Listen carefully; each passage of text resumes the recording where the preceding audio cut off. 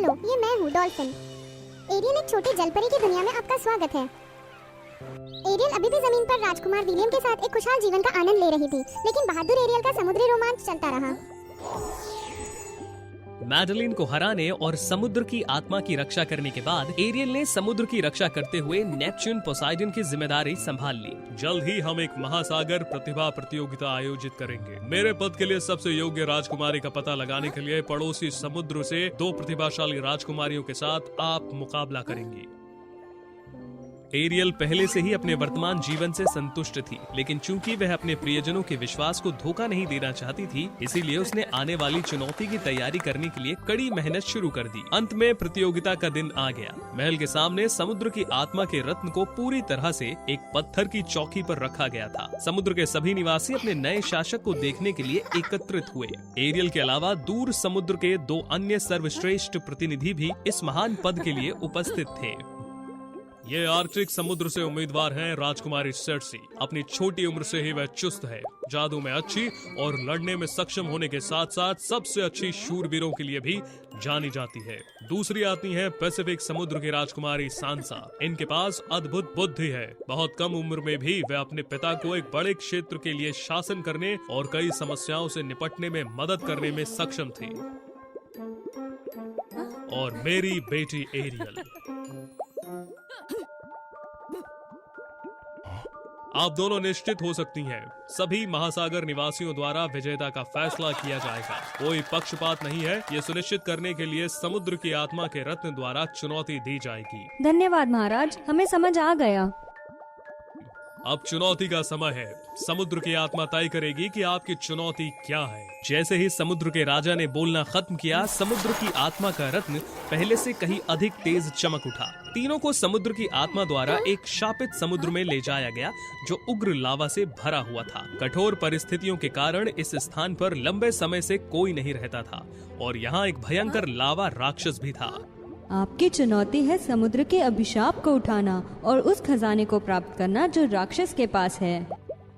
पहली बाधा प्रवेश द्वार से आई। कई आंखें देख रही थी। जब कोई दरवाजे को छूता, ऊपर से चट्टान तुरंत प्रवेश द्वार को ढकने के लिए गिर जाती। अरे, हम इस प्रवेश द्वार से कैसे निकल सकते हैं? मुझे नहीं पता। हो सकता है कि हमें कहीं एक विशेष चाबी खोजने की आवश्यकता हो। मैं समझ गई, तुम लोग बहुत नासमझ हो। मुझे देखो। सांसा होशियार थी। उसने तुरंत एक जादुई दर्पण लिया जो गेट की ओर चमक रहा था। उसके बाद सभी आंखें अभी भी खुली थीं, एक को छोड़कर जो तुरंत बंद हो गई थी।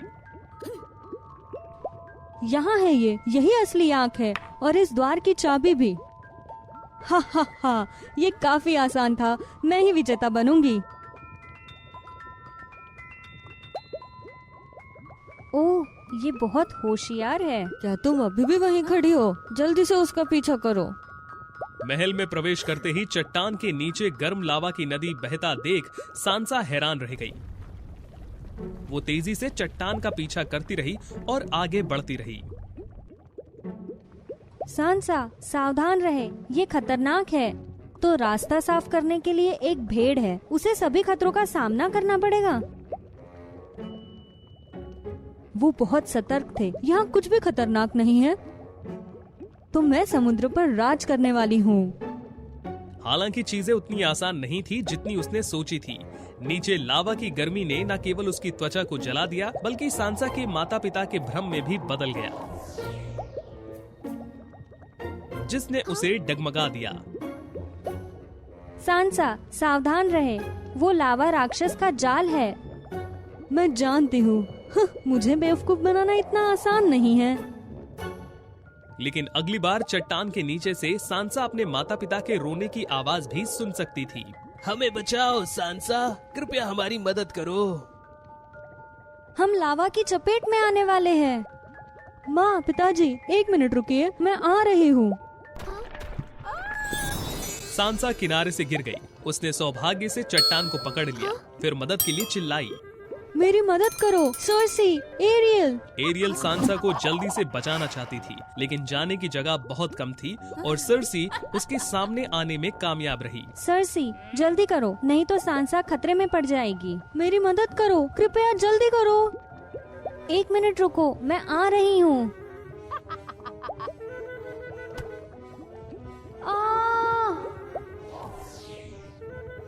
नहीं सांसा, सरसी तुम इतनी क्रूर क्यों हो? मैंने तुम्हारे लिए पहले ही एक प्रतिद्वंदी को खत्म कर दिया है ना? तुम्हें मुझे धन्यवाद देना चाहिए था। कोई अन्य विकल्प ना होने के कारण एरियल को सरसी का पीछा करना पड़ा। दोनों बहती हुई लावा के ऊपर अंतिम चट्टान से गुजरते रहे। वे एक साथ लावा महल के बड़े हॉल में दाखिल हुए। वहीं लावा राक्षस छिपा था। वह उन दोनों को देखकर आश्चर्यचकित हुआ।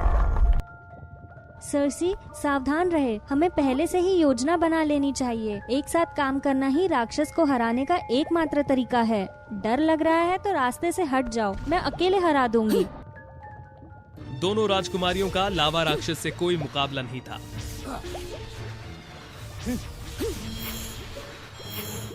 हालांकि सरसी ने उस पर जादू या युद्ध से हमला किया, फिर भी उसे कुछ नहीं हुआ। इतना ही नहीं, एरियल पर भी हमला कर दिया गया।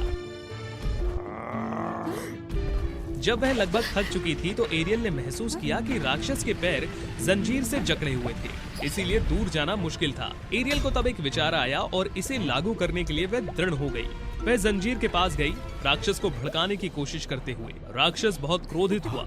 उसने एरियल पर एक शक्तिशाली मुट्ठी से हमला किया। जब राक्षस की मुट्ठी उसको लगभग लगने वाली थी तो उसने जल्दी से चकमा दे दिया। उसी समय उसने एक तेज कुल्हाड़ी निकाली, जिससे राक्षस की जंजीर तोड़ने के लिए एक बड़ी ताकत पैदा हो गई।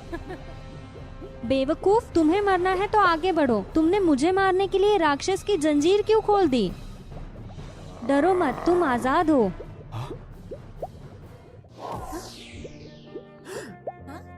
पुराने रूप में वापस बदल गई, जंजीरें चली गई।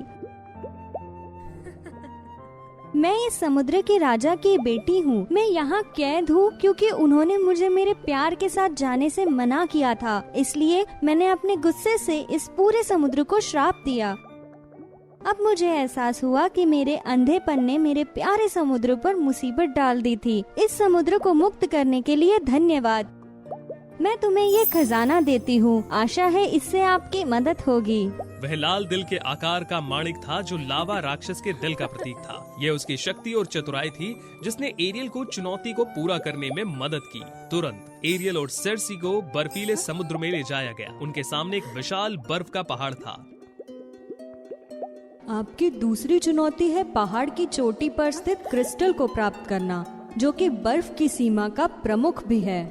बढ़िया, मैं ठंडे आर्कटिक की राजकुमारी हूँ, इसलिए मुझे स्पष्ट रूप से इस चुनौती में बड़ा फायदा होगा। लेकिन चीजें वैसी नहीं हुई जैसी सरसी को उम्मीद थी।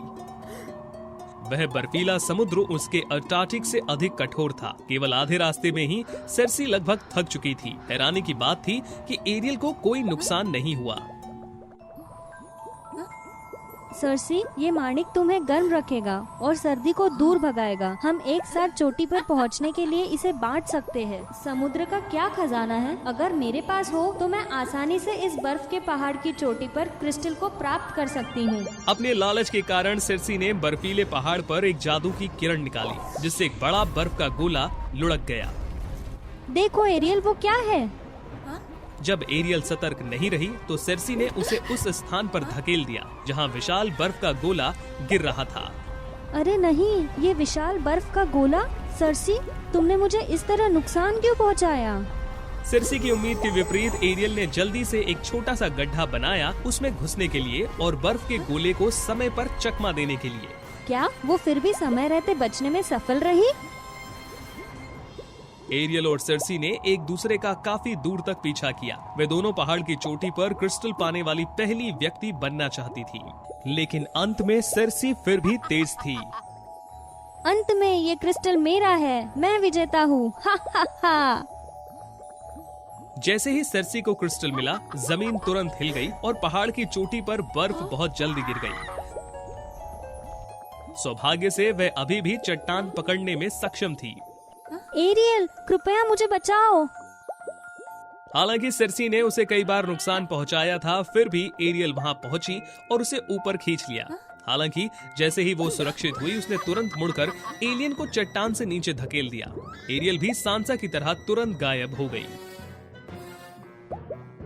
तो मेरे दोनों विरोधी गायब हो गए हैं। मैं समुद्र पर शासन करने वाले राजा की नई उत्तराधिकारी बनूंगी। हा हा।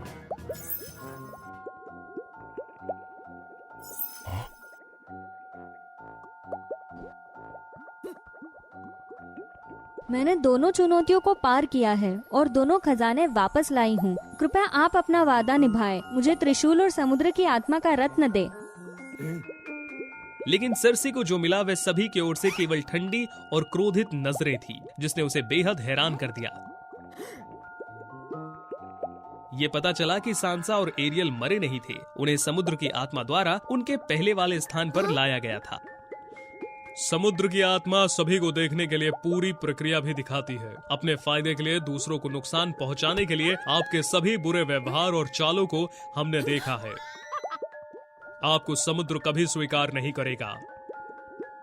सभी द्वारा कड़ी निंदा किए जाने के कारण सर्सी बहुत शर्मिंदा थी। उसके पास वहां से जाने के अलावा कोई चारा नहीं था।